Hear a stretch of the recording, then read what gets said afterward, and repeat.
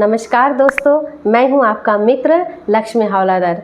मैं इस वीडियो में एक ऐसे थेरेपी के बारे में बताने वाली हूं कि बहुत ही वो प्रसिद्ध हुआ और ये थेरेपी जो है ये जापान की थेरेपी है। जापान में ज़्यादातर ऐसे ही थेरेपी का प्रयोग किया जाता है और ये जो थेरेपी है ये बहुत ही नेचुरल थेरेपी है और ये बहुत काम करता है, 100% काम करता है।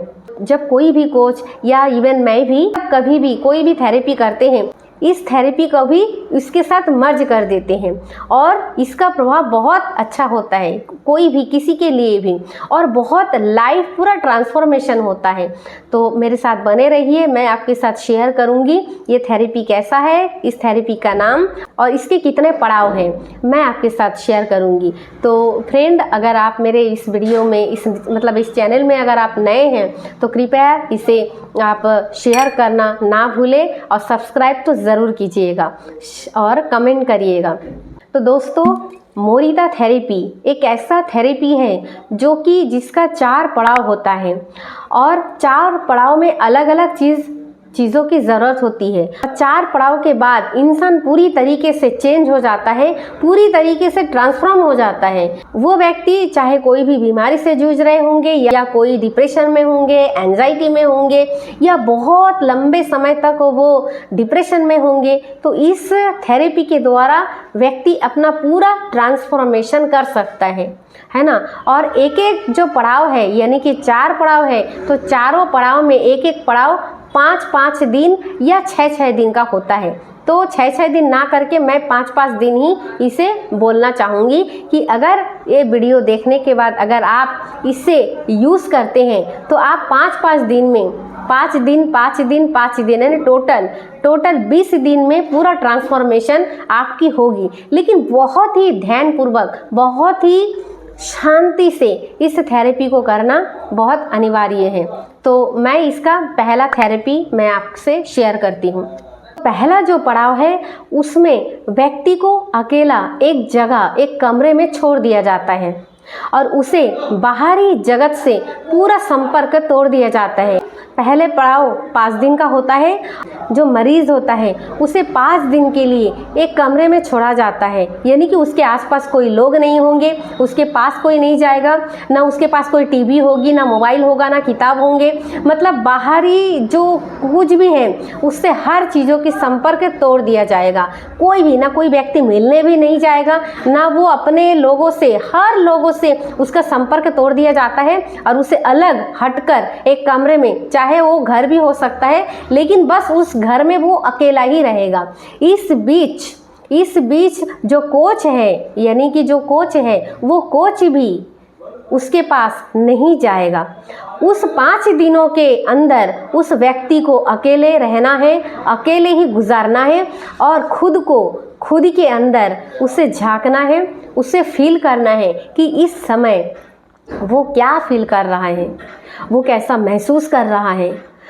और देखा जाता है इस समय वो अकेले रहता है, इसलिए अपने भावनाओं का वो पूरी तरीके से वो अध्ययन करता है, वो आकलन करता है। अपनी भावनाओं में जो होता है, अपनी फीलिंग को वो महसूस करने की कोशिश करता है। खुद के अंदर क्या चल रहा है, उसकी फीलिंग क्या है, उस फीलिंग में क्या हो रहा है, वो हर एक छोटी से छोटी चीज़ वो उस चीज़ को वो महसूस कर रहा होता है।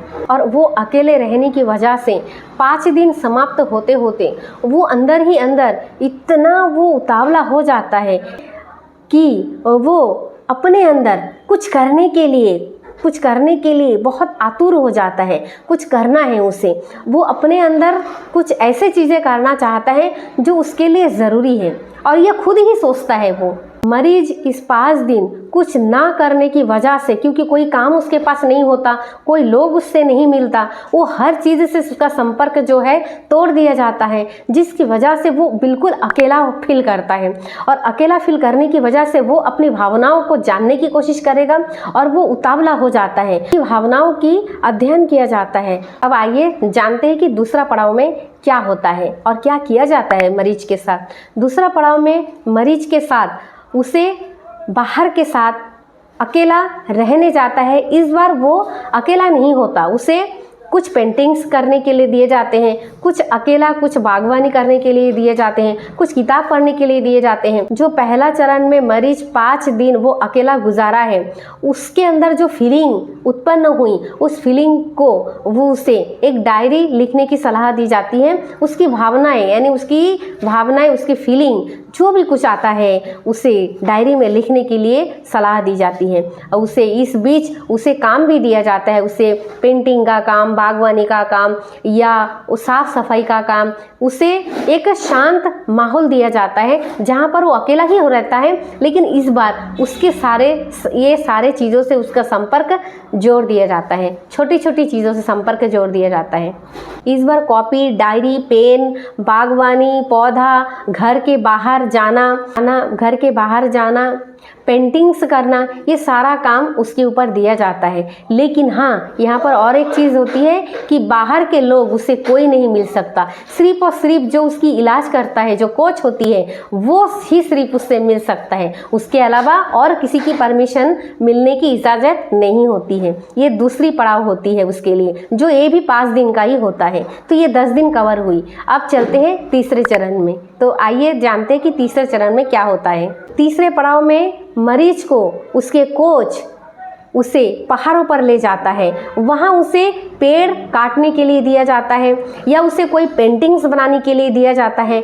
इस वक्त मरीज सिर्फ काम से रिलेटेड ही वो बातें करता है और काम के बारे में ही वो सोचता है। उसकी भावनाएं, उसकी फीलिंग, सारा चीज़ वो सिर्फ काम पर ही अपना फोकस करता रहता है। और इस वक्त उसे मिलने की इजाज़त होती है, पर इस बार लोगों के साथ भी उसे दूसरी बातें करने की इजाज़त नहीं होती। वो सिर्फ और सिर्फ मरीज खुद ही अपने सिर्फ और सिर्फ काम के बारे में ही वो बात कर सकता है और वो करता है।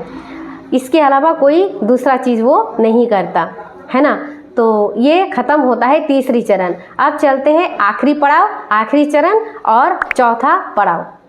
चौथे चरण में उसका जो हमारी बाहरी जगत है, जो सामाजिक जगत है, सामाजिक जगत से उसे प्रवेश कराया जाता है। मरीज को मरीज के समाज से, मरीज के परिवार से संपर्क जोड़ दिया जाता है। और इस बीच उसने प्रथम, द्वितीय और तृतीय चरण में जो ध्यान, जो कल्पना, जो उसके मन में जो उस थेरेपी से उसने सीखा है, जैसे कि मेडिटेशन हो गई, एकांत में रहना, अपने अंदर की चीज़ों को जानना और अपने उद्देश्य को ढूंढना कि मैं क्यों हूँ, किस लिए हूँ और मेरा उद्देश्य क्या है, मेरी पर्पस क्या है लाइफ का।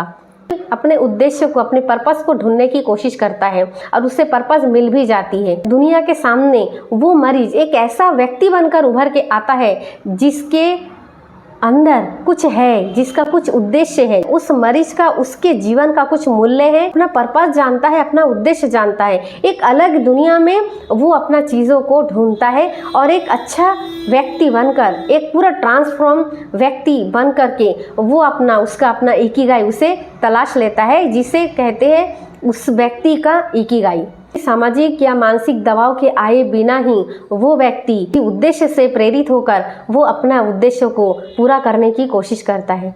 तो ये रहा 4 पड़ाव और इस 4 पड़ाव में व्यक्ति की पूरा ट्रांसफॉर्मेशन होती है। इसमें 3 लाइन बहुत ही उद्देश्यपूर्ण होता है और वो है, मुझे किसी इंसान से क्या मिला, दूसरा मैंने उस इंसान को क्या दिया, और तीसरा है मेरी वजह से उस इंसान को क्या तकलीफ हुई है।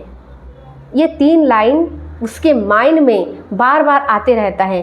मरीज उस 20 दिन की ट्रांसफॉर्मेशन में इस 3 चीज़ों का, इस 3 लाइन का बहुत गहरा प्रभाव पड़ता है। तो फ्रेंड, ये जो मैं थेरेपी की बात बोल रही हूँ, आपसे शेयर किया, इसे मोरिता थेरेपी कहते हैं। एक पुस्तक मैंने पढ़ा जिस पुस्तक का नाम है इकिगाई। तो ये थेरेपी आपको कैसे लगा? आप अपने लाइफ में मोरिता थेरेपी को आप यूज़ कर रहे हैं? अगर कर रहे हैं तो इसमें 20 दिन आपको समय लगेगा। और अगर आप चाहते हैं कि मैं आपका हेल्प करूं तो मैं भी आपका हेल्प कर सकती हूं। मेरा नाम है लक्ष्मी हौलादार और मैं एक NLP कोच हूं और मैं इस मोरिता थेरेपी को मैं खुद यूज़ करती हूँ। विजुअलाइजेशन, मेडिटेशन के द्वारा इस थेरेपी में बहुत हेल्प करता है इसमें भी। तो अगर आप चाहते हैं कि मैं आपकी मदद करूं, आप ऐसे ही ट्रांसफॉर्मेशन अगर अपने लाइफ में चाहते हैं तो आप मुझे कमेंट बॉक्स में आप नीचे कमेंट कर सकते हैं और ये वीडियो को आप ज़्यादा से ज़्यादा शेयर कीजिएगा ताकि लोगों को इस मोरिता थेरेपी के बारे में पता चले। Thank you friends.